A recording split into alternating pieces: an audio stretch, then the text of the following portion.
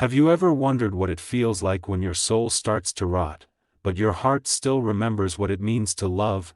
What happens when the pain doesn't kill you, it comforts you? This is the story of one man who faced the Lord of Decay himself, and found that sometimes, corruption doesn't start in the body, it starts in the heart. A soldier who once prayed for salvation, only to discover that the voice answering his prayers didn't belong to the Emperor. The world of Calthrax IV was once beautiful.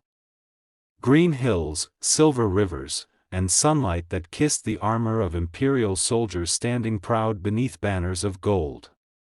Among them was Sergeant Lorian Vance, a humble man, loyal to the Emperor, devoted to his people, and fearless in battle. But beauty never lasts in the 41st millennium. The plague came without warning. At first, it was a cough, dry, harmless. Then came the fever. The stench of decay followed soon after, and people began to die in the thousands. Lorian fought day and night, leading squads to burn infected villages, to cleanse the unclean, to stop the spread.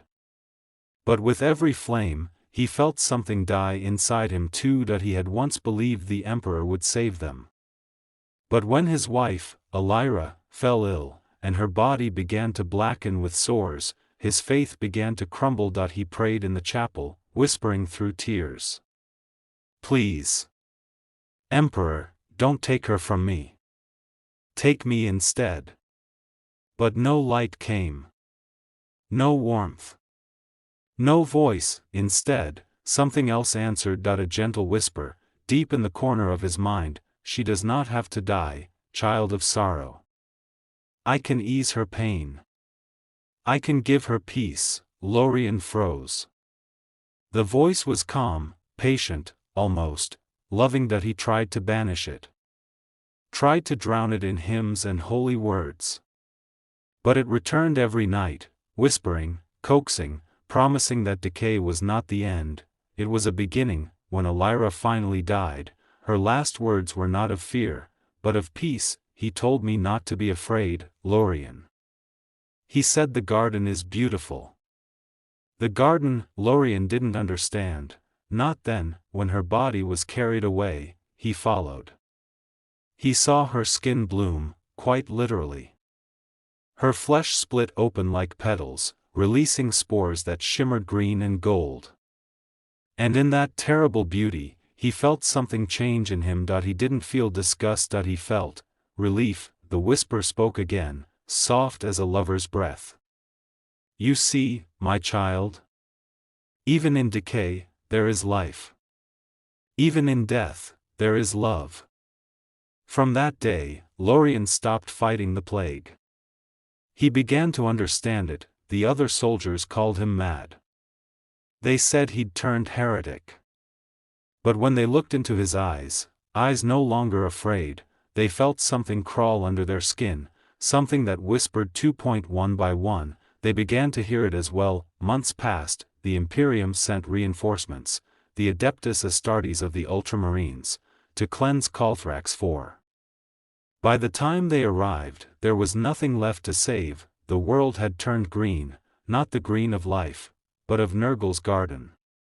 Trees of bone and pus. Rivers of bile. Skies thick with flies that sang hymns of disease. At the center of it all, on what was once the city square, stood Lorian Vance, no longer a man. His armor had fused with flesh, his veins pulsing with living vines. His face was serene, his voice a slow, melodic echo. "Welcome, brothers," he said to the Space Marines. "The Emperor sent you too late. But do not fear. The Grandfather welcomes all." The Marines opened fire, bolters roaring like thunder. His body tore apart, but for every wound, flowers bloomed from the gore.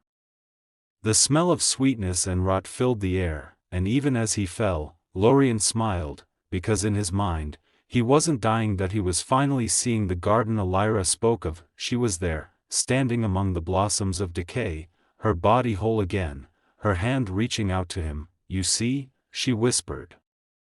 "There's no pain here. Only love."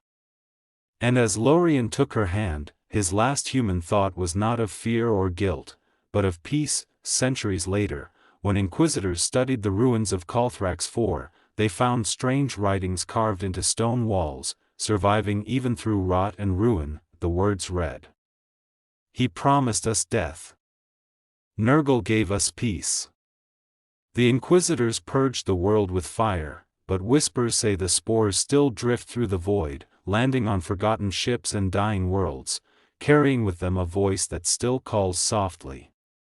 Do not fear decay, for even in rot, you are loved. So what happens when Nurgle corrupts you? You don't just die. You change, your body breaks, your faith shatters, but your heart finds a new kind of peace, because in a universe where there is only war, sometimes the cruelest thing isn't the plague. It's hope.